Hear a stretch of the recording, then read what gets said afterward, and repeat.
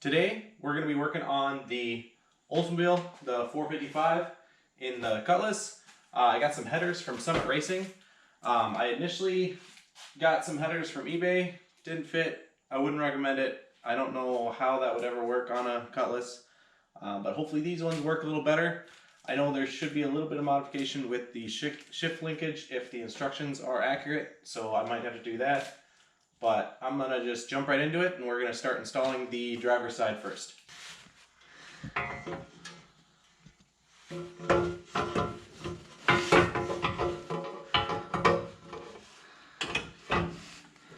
Alright, so I snaked up the driver's side header.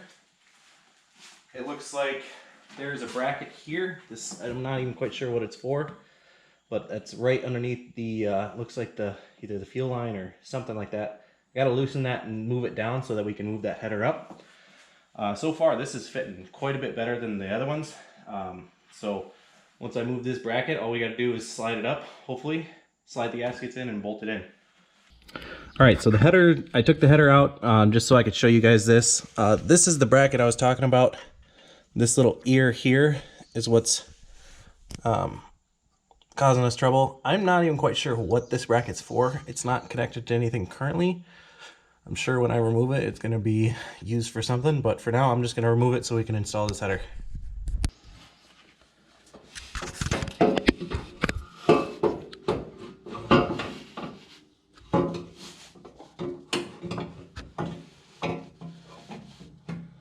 Awesome. It's going to work.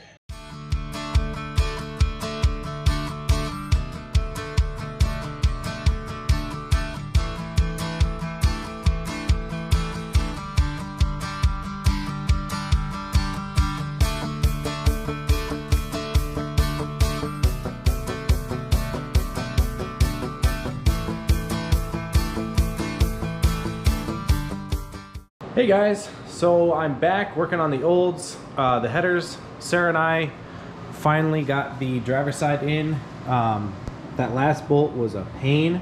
I ended up having to kind of file the first thread down because it was just not trying to catch for whatever reason.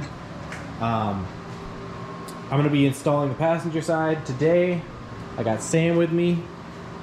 Hopefully it goes a little better than with Sarah. No offense, Sarah.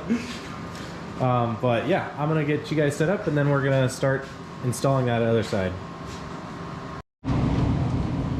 Alright, so we are installing the passenger side. Right now I have it held up. Sam is snaking the gasket in between. Oh, Jesus. Oh, yeah. Man. There we go, right there. He's snaking the gasket up in there.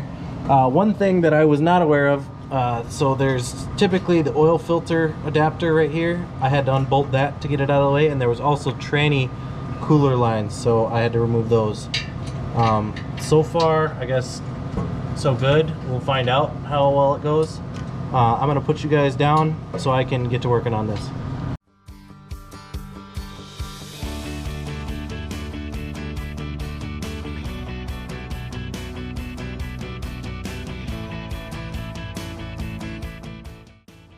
Alright, so with these headers, it seems like the bolts that it came with are not great. Just because they're kind of like a flat cut, I prefer like a taper. It makes it very hard to install the bolts without like being dead set, like dead center. So we're going to file these into a bit of a taper just to make it a little easier.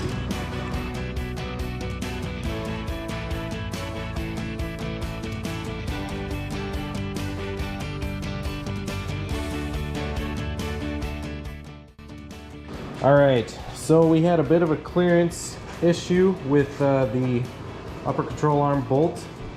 So we had to damage my nice new headers. Hopefully this will allow it to fit. I really hope. Otherwise we just did that for no reason. But we're gonna throw you back up on the time lapse and hopefully get this bolted in for good.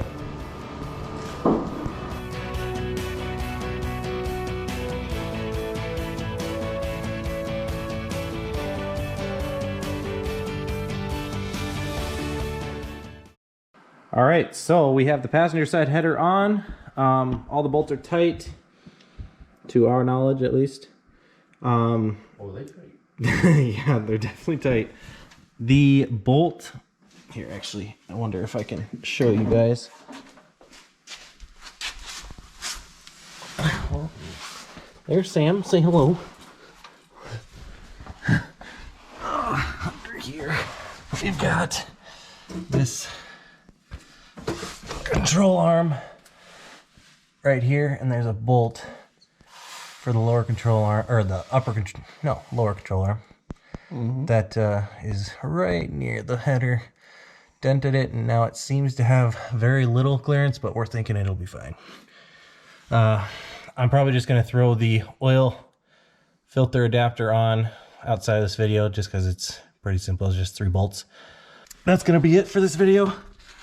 If you like what you see, please like the video and consider subscribing. See you guys.